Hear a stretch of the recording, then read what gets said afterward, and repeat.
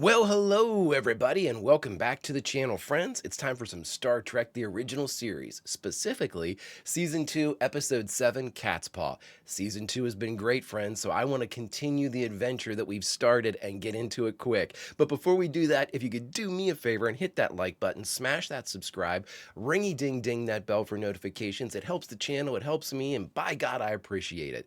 And of course, if there's anything that you would like early that we do, or in its full-length format, the link to the Patreon's in the description. Not a fan of Patreon? Stick with us here on YouTube memberships. You'll get all of our episodes about a day early, plus any bonus episodes that we come up with. But all that is then, my friends, and this is now. And now it's time to continue our journey in Season 2 of the original series of Star Trek with Episode 7, CATSPAW. Prepare to engage maximum warp reaction. And away we go.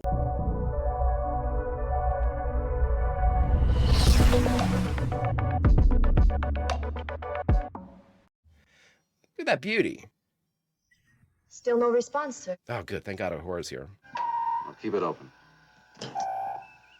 How many episodes start with no response, sir? I mean, we've had at least 6. Scott and Sulu should have contacted us again a half an hour ago. Oh, Sulu's here? Contact established, Captain. Nice Jackson, job. Enterprise. Jackson. One to beam up, Enterprise. One.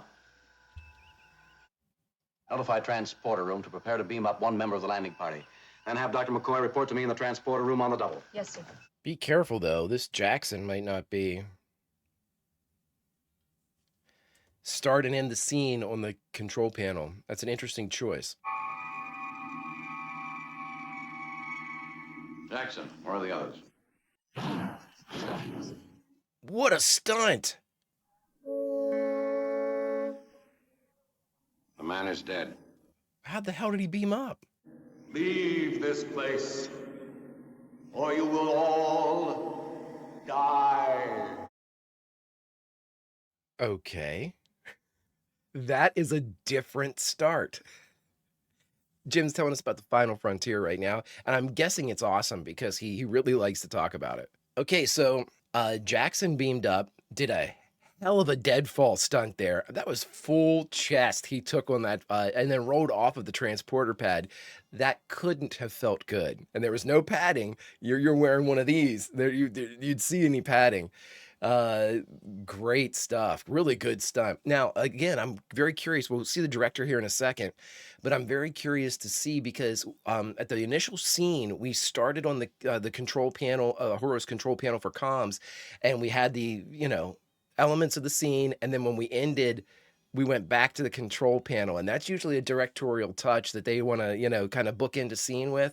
So let's see who we have here. I haven't seen it before, so I mean, it could be Pevney, it could be Daniels, but Robert Bloch, directed by Joseph Pevney. There we go. Okay, so Pevney and Daniels have done everything this season. Unreal. Leaving Assistant Chief Engineer DeSalle in command of the Enterprise. DeSalle, that's our, isn't DeSalle James Vanderbeek, right? The guy that looks like him? Odd, our probe data didn't indicate fog. No cloud formations, no bodies of water. There shouldn't be fog. According to our transporter coordinates, this is the exact location from which Jackson was beamed up to the ship. I'm going to say this right now, and I usually don't make mention of stuff like this.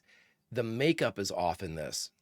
I'm wondering if they didn't try something new or whatnot, because Kirk looks reddish orange, and I've never seen that before. I've never seen that type of problem with the makeup. Could be lighting, could be an issue with the lighting, and no makeup change was made, but 24 degrees, Mark 7, range 137.16 meters.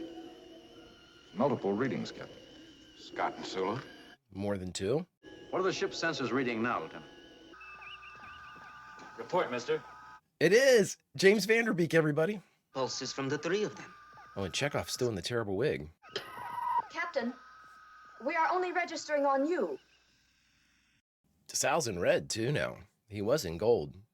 There has to be some explanation for the fact that the ship's sensors can't register anything but us, while we're picking up readings from multiple life forms. Are they still there, Spock? Yep. No change, Captain. But they're being camouflaged or screened somehow. Standby alert. Okay, what's the standby alert for? Is that like arm your phasers? Because that's what they all did. They all grabbed their phasers when he said standby alert. I've never heard that command before. That's cool. I really want to know, did this come out around Halloween? I really want to know. I'm going to check that. Woo! That's some pretty good makeup.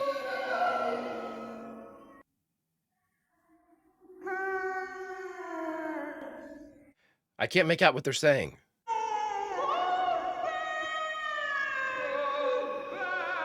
Witches 3. This is very Macbeth. Talking about a curse, the Scottish play.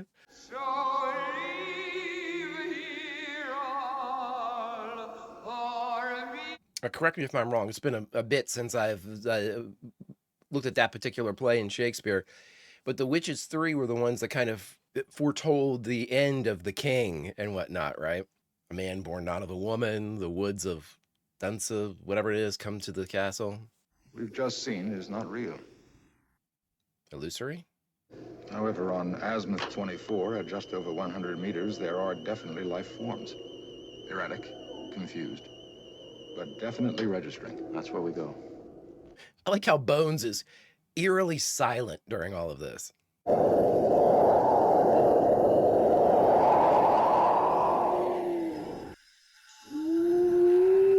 Winds howling. That was a pretty real illusion, Mr. Spock. That wind almost blew so hard I became sober. That whole sentence was wrong. So.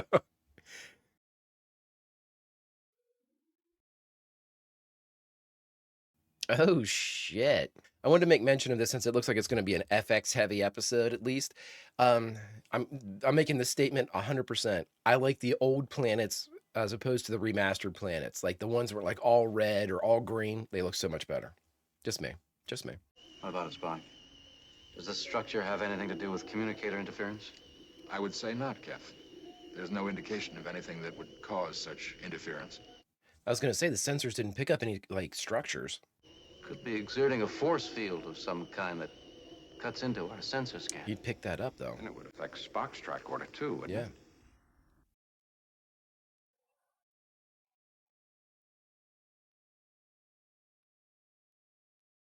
Pevney taking his time with the shots. I love that. I wonder if we're going to have nearly the variety of director that we have.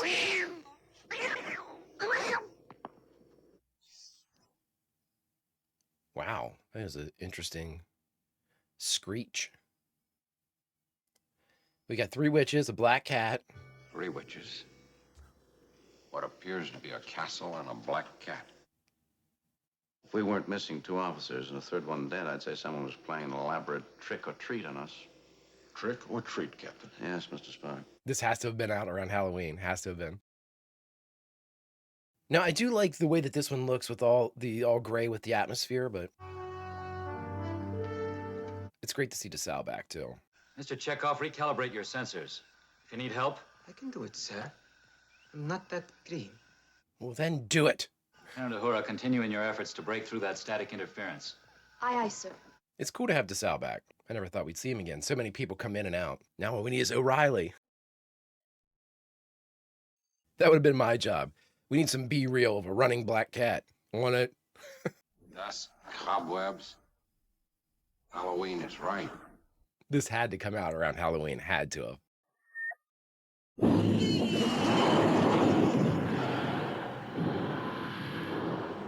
I mean,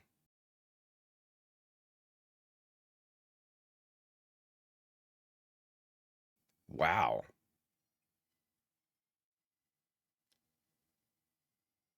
And we're chained up. Spock should have been the first up. I'm saying that. Maybe they were knocked out. Bones. Doc. You were saying something about trick or treat. Dungeons? Dragons? Curses. Skeletons and Iron Maidens. They're all Earth manifestations.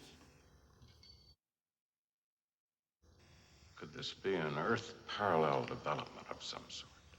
We've seen that before. Ghost stories. Ogres, demons. The whole. Well, maybe some answers. Or Hey, guys. Scotty, Sulu. Hey, Scotty, you want to put the phaser down, or, Scotty. Put down the phaser. Scotty. Scotty got a haircut. They appear to be drugged, John. Cool light circles. Look at their eyes. They got single Hardly blink spots at on all. everybody to keep the rest of the environment dark. It's neat. Sulu, do you know who I am? What's happened to you? They don't know. Hey, I think they're gonna release us.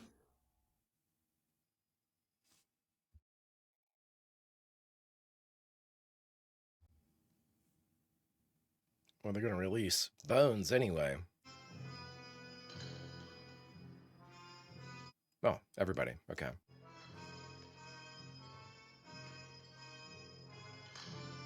Taking a lot of time with these shots. I wonder how much actual like story material we have here, because we're taking a lot of like transition and environmental shots to like buy time. Like that whole scene could have been done showing one person get out and then the rest of them kind of rubbing their wrists. Stop! Merlin's here, everybody.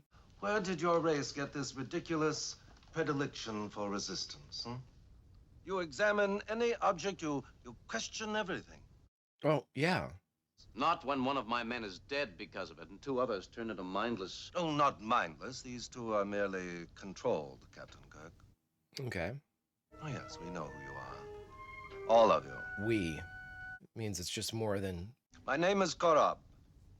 And as for Korob. bringing you here, it was you, quite contrarily, insisted upon coming. You were warned to stay away. I had 2 missing men and a dead one. Why, all the mumbo-jumbo? Mumbo-jumbo? It's the cat's name. There never have been any life forms on Partis 7. It is of no importance that we are not native to this planet. Okay. Oh, I'm told that I've been an inattentive host, gentlemen. You will join me for something to refresh yourselves? So is the cat sentient and can communicate with Korab? Familiars. Demons in animal form sent by Satan to serve the wizard. Wow. Okay. What if the cat's the one in charge and the man is the familiar? You are the different one, Mr. Spock. You do not think like the others. You're playing fast and loose with different dressed like that. He doesn't know about trick or treat. I do not understand that reference. Therefore, it also is of no importance. Okay, good. Gentlemen, I can be most hospitable. Or I can be deadly. Do be seated. Sure. We're not hungry. But I insist. Yeah, I mean, you're risking refusal puts you in the same kind of track to become a Sulu or a Scotty at this point. So, you know, you got to kind of play along till we get some more information. Oh, Doctor, do try the wine. You'll find it excellent. Wow, Jim, it's wine. Well, we don't use money, but they sure are pretty. As for leaving, we'll leave when we're ready. You are most unpredictable. Also, maybe not be so arrogant when they've got control of Scotty and Sulu. Nevertheless, you have passed the tests. Tests? Tess? Yes. Oh no, Bones and I are thinking alike. But you were warned to stay away, and yet you came to save your comrades. That proves loyalty. Well, yeah. And despite my failure with these bright baubles, I perceive that you cannot be bribed. So if we pass the test, what do you need from us? Quite admirable.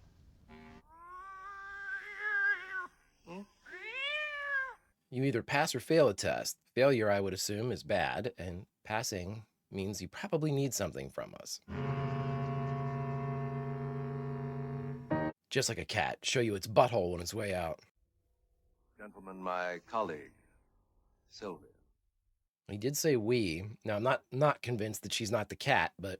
You wanted to know what we did to your men.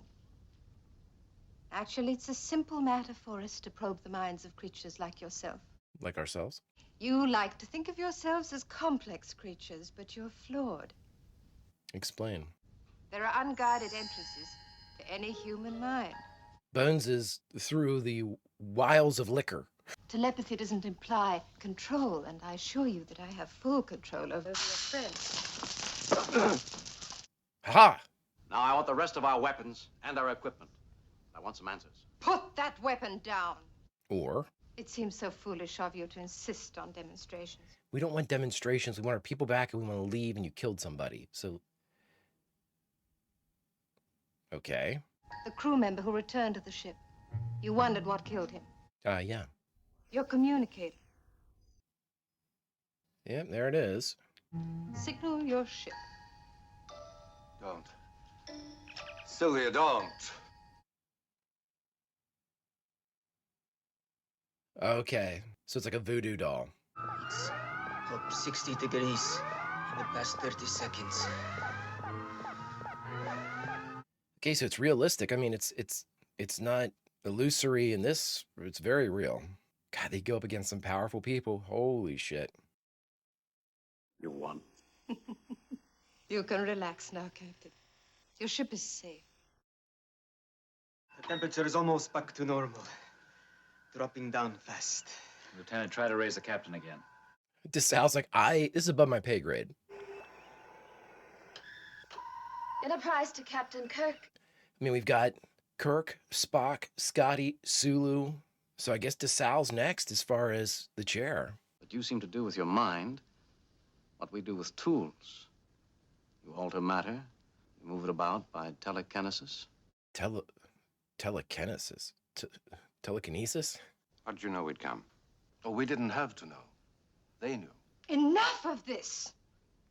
You will tell us what we want to know. What do you want to know? So you let me contact the ship. How long do you think it'll be before a search party arrives? Some time, Captain. Quite some time.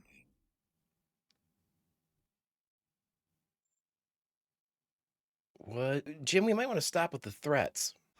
It's some kind of a force field, sir.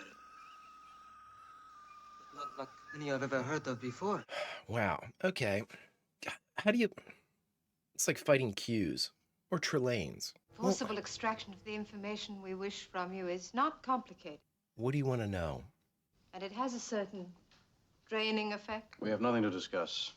Take them to their cell. Jim, why don't you ask them what they want to know? Did I miss what they want to know? I mean, it could be like, tell us about music. I mean, I don't think those are Federation secrets.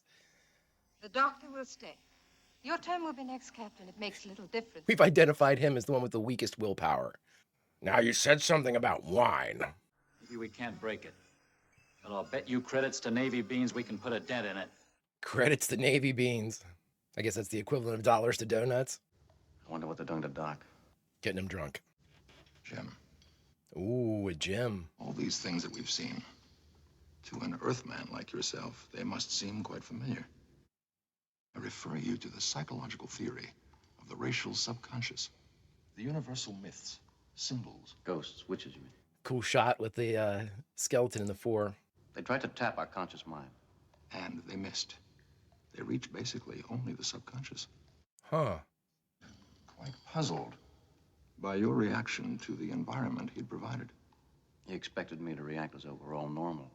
They were, okay, so they're reading subconscious, which means that they're not getting, like, the truth. I wonder what they're really like. Evidently something totally alien.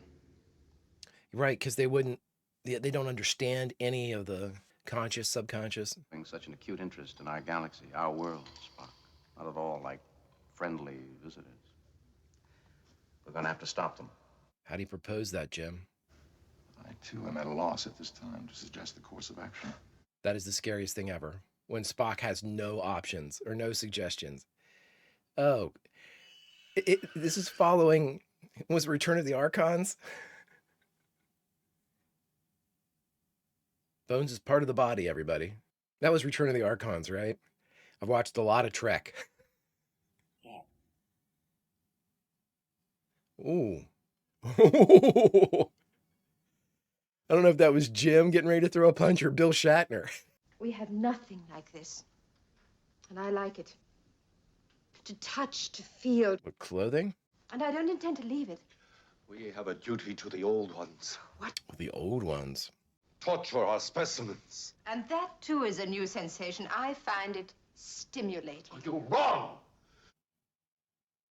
I have the power. Interesting shot. I can squash you. And that would be an interesting sensation, yes. Okay. I find I like these new sensations. Don't try to push me. It's the first time I think we've seen an actual stare into the camera shot. It's weird they didn't reciprocate it with her, like have her. Korov, leave us alone and take these men with you. Okay, so Sylvie's in charge, or at least believes herself to be in charge. Sylvia, yeah. Destroy my mind, too? There's no real damage to the mind, Captain. Simply a drain of knowledge and will. You don't call that damage? Why should I? Because it's damage. I am a woman now. I come from a world without sensation. Really? You seem to need us. Why? Because you have knowledge which I lack. Tell me about power, Captain. I don't see anything wrong with telling them about this stuff. Is that wrong of me? Uh-oh, Jim's deploying his seduction arsenal. What about Korov? He is a fool. I'll do without him. But you? Why do I find you different? Because he's got magic too. Why would it be so difficult to dispose of you? Jim knows he's got a couple cards to play. What I want is joining. Look at Jim go. Never conceived of the idea of togetherness before. It excites me. You excite me. Why? For the same reasons you excite me. Right. Look at Jim. Very beautiful woman. Jesus. I can't see him looking through the lattice work in the back. I wonder if he's at a different lattice work or they just omitted him from the shot.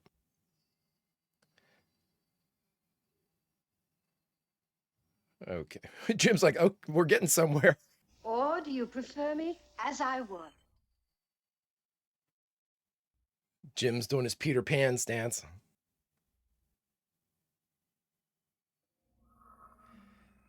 Jim's like, I got this. I just need some time. Like feathers in the wind without the transmuter. What's the transmuter? And its device. You do use tools. Oh, it gives only form. You're teaching me substance. You haven't changed your mind. So the transmuter makes them flesh? With you, a billion worlds of sensation to pick and choose. Okay. Well, you didn't have to kill one of us. You know, Jackson was a good man, and you didn't have to mind wipe Sulu, Scotty, and Bones. You are using me. Well, see, no, it was a lesson. We'd like to do tests here, don't we?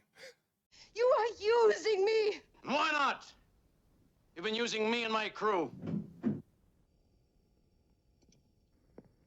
And here they are. Thank God, my friends. Your men, your ship, your worlds. Oh, well, you get threatening, you know, our planets, then we've got a problem. You got to play the weak link here. Korab's the weak link. It's not much, but it is a start. Keep it up, Mr. Chekhov. What is it, credits to Navy beans? Whatever it is, it's starting to weaken. Nice. I've released the model of your ship from the crystal. Although they would have freed themselves soon. Oh, DeSalle's plan was working. You must go before she finds the weapon is missing. I'm not leaving without my men. They're not your men anymore. So we haven't seen the cat since Sylvia arrived. I'm pretty sure that's... Great danger. And it was not necessary. We could have entered your galaxy in peace. Then let's still do that. We used the transmuter. Transmuter, yes, you mentioned that. There's no time to explain now. She means to destroy us all. Even you, Korab? Come. I like the way this guy's playing this. Cat screaming. We don't see her.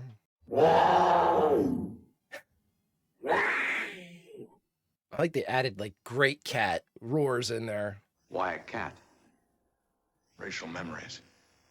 Cat is the most ruthless, most terrifying of animals. It really is. I think I can stop her. Korab, I don't think so. It's my problem. She's one of my kind. Come quickly. Crab, you don't seem very confident in your abilities to take her. Oh, so the cat's huge now. Did they build a model of that hallway and put a cat in it? You think you can make it? Ready when you are, Captain. Ready when you are. Who thought Spock was just going to do like a standing jump up into that hole? See the whole floor?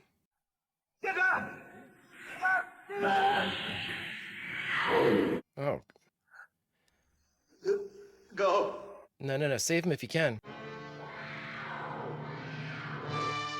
This is a very interesting episode.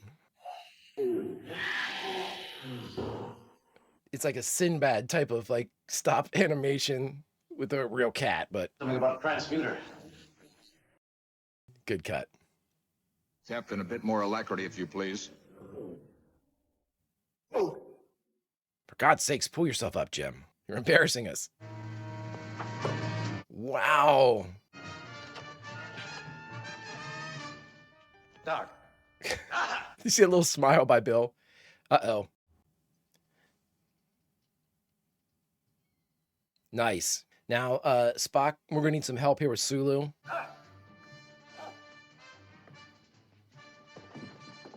Or maybe not. Jim! When they finally get Bones back, Bones is going to be like, why do I feel awful? My jaw hurts. My ribs hurt. What happened? So I'm assuming if Korab's down, then probably any magic that he did has probably been... Most unpleasant situation, Captain. If only your phaser had some power. Maybe we do.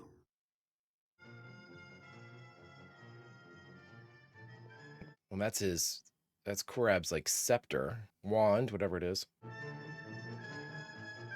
We just gonna go in there and abracadabra this shit, Jim, or are we gonna have a plan? I have the transmuter. It's mine now. That's not the transmuter, asshole. It'll be her shadow. Do that. Come on, Pevney, do... Oh. More so than I'd imagined. Resourceful and handsome. Don't let her touch the wand, Captain. Yeah. Jim! Sweet. I've never played games. Give it to me. I wasn't sure before, but I am now. How about I snap it in half? Come with me. I will teach you. You will teach me. Why? Because your people have nothing of their own? Is that why you need us? We need your dreams, your ambition. With them, I can build. Really? Tortured my men and taken their minds from them. You asked for love and returned pain instead. Korab was wrong. I didn't destroy all your weapons. Give me the transmuter. Or you'll kill me? Okay. You would have just shot me if that was the...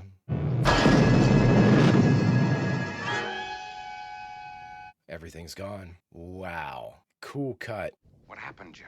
That'll take some explaining, Bones. Everything's vanished. Not everything.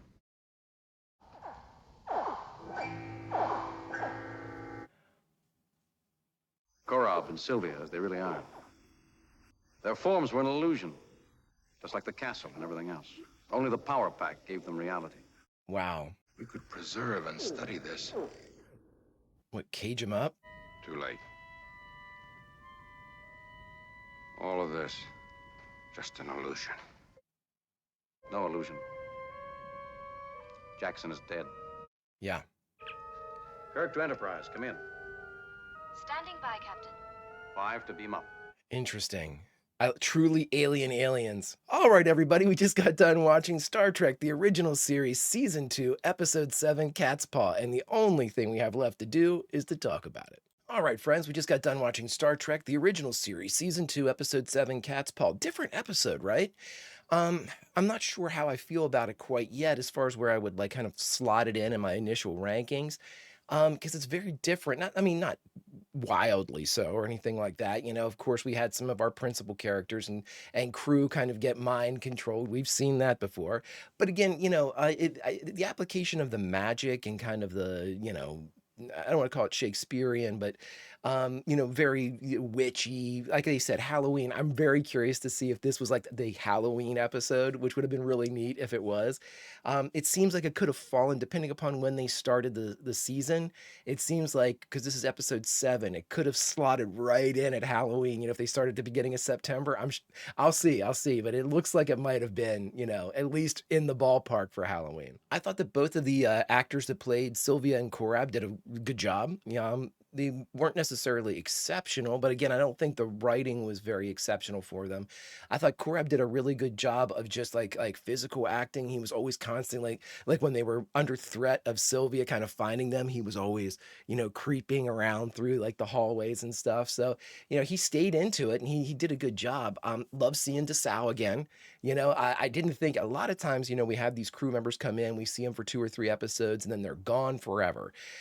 Seeing DeSalle again was really kind of neat because it was a touchstone, it was a throwback, made it feel more serialized instead of episodic that we were able to bring DeSalle in. I'm curious as to why he's wearing the red now, but I mean, it's been some time. So, as this is supposed to be what year 2 of the journey, he could have easily gotten a promotion or been offered something at security. I don't think engineering, but again, we can know now that if this is the slotted in performance, we've already seen this as obviously Kirk's in the chair first, then Spock, then Scotty, then Sulu, and now DeSalle. So if DeSalle's available, he's 5th in the chair, which is very interesting. A couple of the questions I have, a lot of this is really going to have to deal with Q&A, whenever I'm able to kind of look into all of this.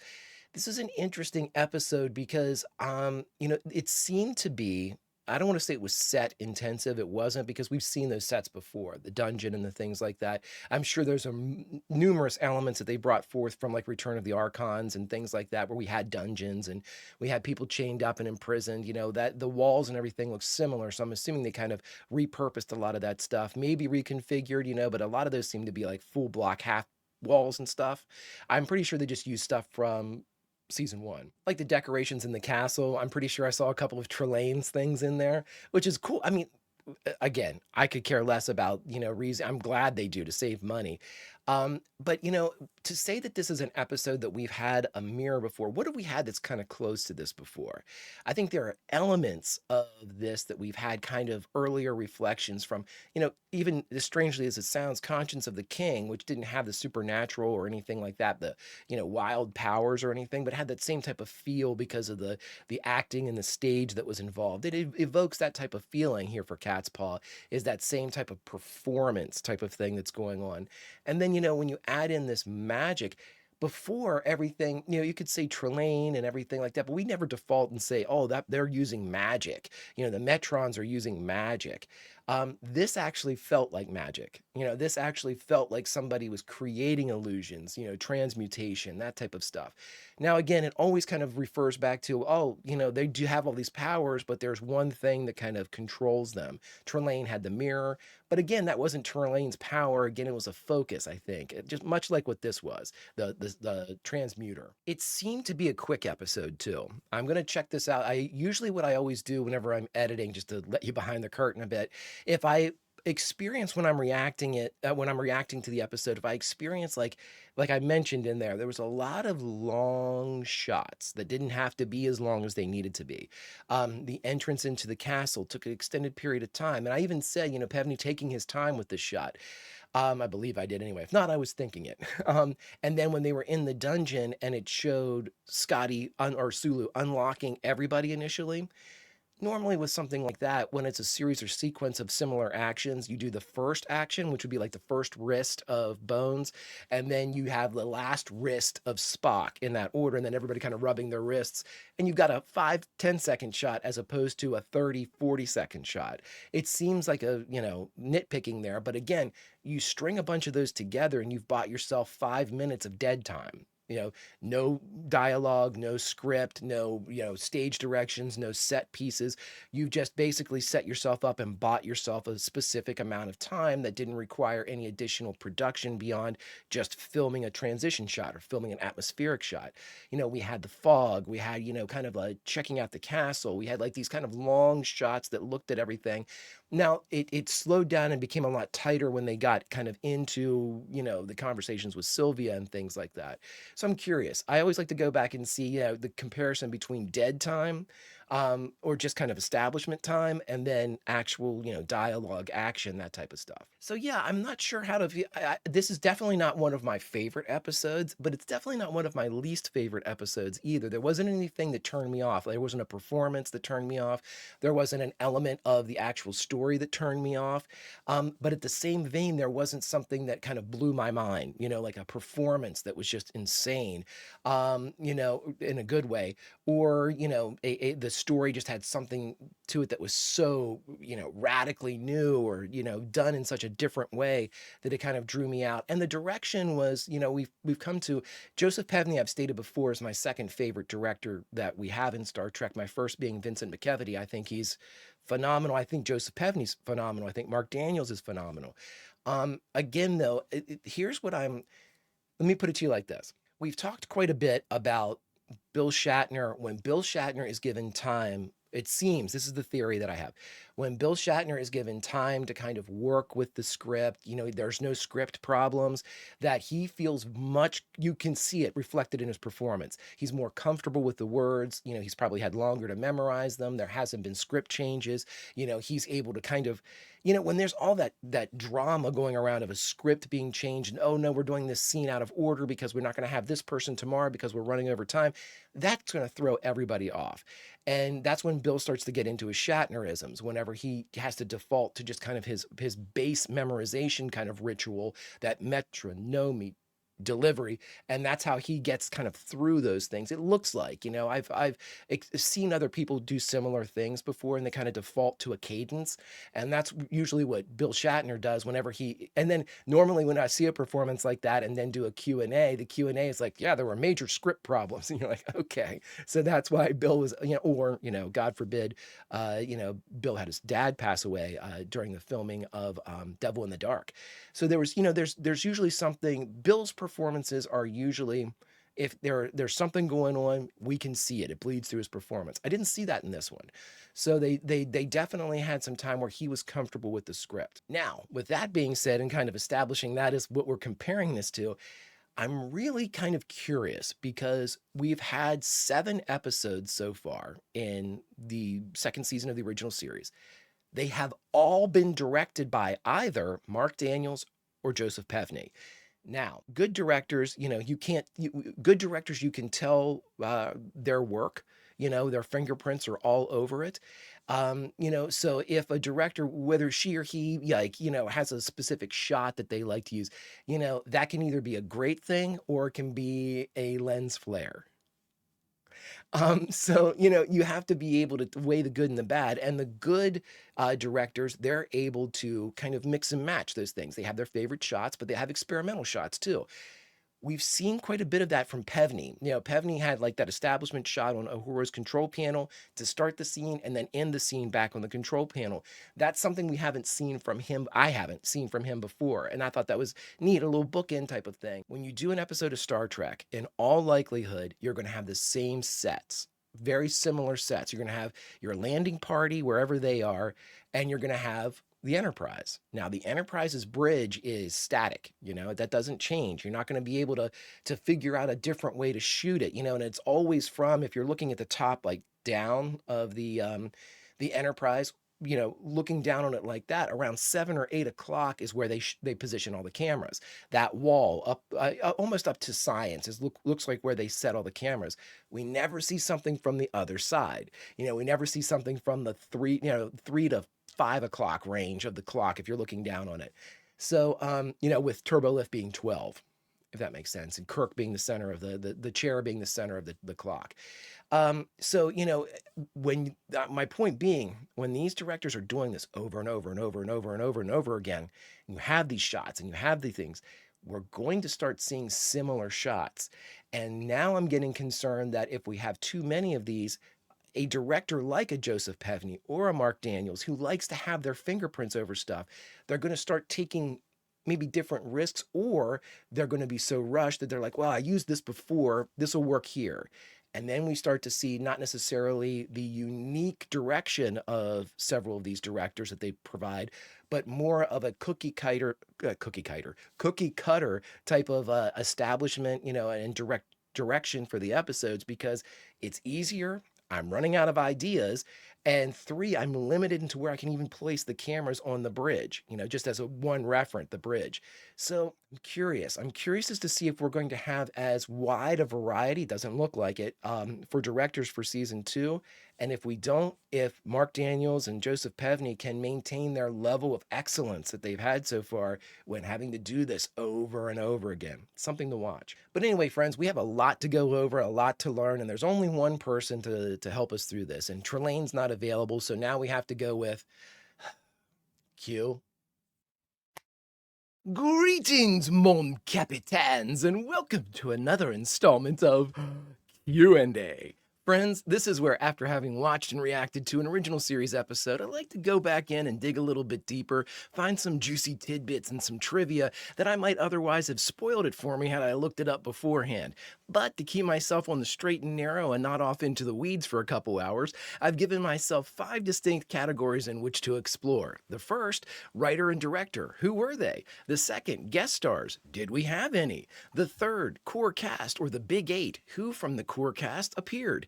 4, the juiciest of all the categories, production notes. What went on behind the cameras of this episode of the original series? Because as we've always said, that story is usually just as good as the story that went on in front of the cameras. And last but certainly not least, category 5, the memorable quote from this episode. Let's get to it. All right, friends, for our first category, writer and director. I almost can skip the director part from now on, but let's start with the writer.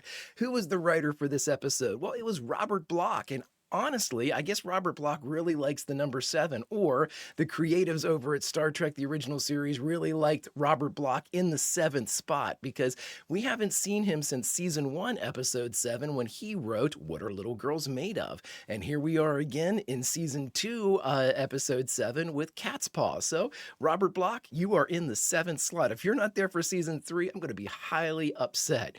Now, who was our director? I'll give you 2 guesses. It's not Mark Daniels. That's right. It's Joseph Pevney, which means of the 7 episodes we've had in season 2, the score currently stands at 4 episodes for Mark Daniels and 3 episodes for Joseph Pevney. He's closing in on you, Mark. Better get back to work. Let's move on. And now for our next category, guest stars. Did we have any? Yes, we did, in fact. Our first one was Antoinette Bauer as Sylvia. Our second was Theo Marcuse as Korob. And number 3 was Michael Barrier as our good old James Vanderbeek lookalike DeSalle. We have a bit of an additional note on Theo later on in production notes, and it's not a happy one, but we'll get more on him in a bit. Let's move on. All right, friends, and for category 3, the core cast, which of our big 8 appeared in this episode? Well, of the big 8, we got Kirk, Spock, McCoy, Scotty, Sulu, and Uhura, and our 2 new arrivals for season 2, Chekhov and Nurse Chapel. I'm starting to think that Nurse Chapel might not have been the best person to put in here, but she is a reoccurring character, so I wanted to make sure that anybody that is established like that was part of our big 8. So, who appeared in this episode? Well, that was my lead-in, everybody. Everybody appeared except for Nurse Chapel. Let's move on. All right, friends, and now for our category 4 production notes. Historically, the spiciest of all the categories. This is where we go through, we find some trivia and tidbits from this episode, ones that would have ruined it for us had we looked it up before, and I share them. And hopefully, if Q and I can give you something that you didn't know about, then we've done our job. Let's get to it. Now for our first production note, although this was the very first episode of season 2 produced way back in the spring of '67, it didn't air until, you guessed it, Halloween of '67. In fact, this was the only episode in the entire run of Star Trek, the original series, that was specifically written, produced, and put together for a holiday event. This being a definitive Halloween episode for Star Trek. Awesome. It certainly fit the bill. Let's move on. Now, to continue with the spooky motif, but this is our second little tidbit from the production notes. The three witches that appeared in the beginning, their manner of speech, basically the way that they defaulted to one another to finish lines and rhyme off of one another, was absolutely an interpretation or an homage to the Shakespearean witches in Macbeth. Very well done. The only other thing that they did, though, that I thought was pretty interesting was they tried to just have them be floating heads. Ooh, spooky floating head witches. And they decided, you know what, the best way to do this? Let's put everybody in black turtlenecks. You'll never see the turtlenecks. You could see the turtlenecks really well. So they tried, everybody, but again, I guess green screens and things like that wasn't available, and this was basically done as a way to kind of mirror or mimic that effect. And unfortunately, it failed, but I still think that the witches proved a nice kind of deterrent for our landing party. But again, friends, you could see the turtlenecks. Let's move on. Now, we talked about the Big Eight up in our core cast, but this is the very first episode to feature all 7 of what is considered the classic crew. And of those 7, we of course have Kirk, Spock, McCoy, Sulu, Scotty Uhura, and Chekhov. Those are our 7, and this is the first time that they appeared together. But it won't be the last, as we see them coming forward and we get into at least one more season of the original series. But I'm going to be counting to see how many and how often we have these 7 and Nurse Chapel to formulate the Big Eight. Let's move on. Now, in this episode, our good old James Vanderbeek lookalike DeSalle actually wears a red uniform. And, initially we saw him in gold whenever he was in the Squire of Gothos and this side of Paradise.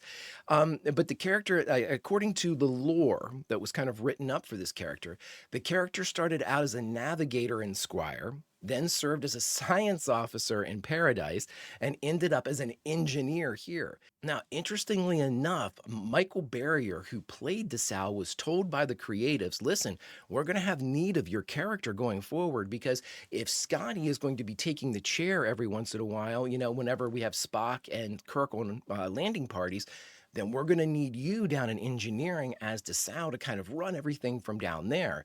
And they said, hey, just be ready. He was never used again. Let's move on.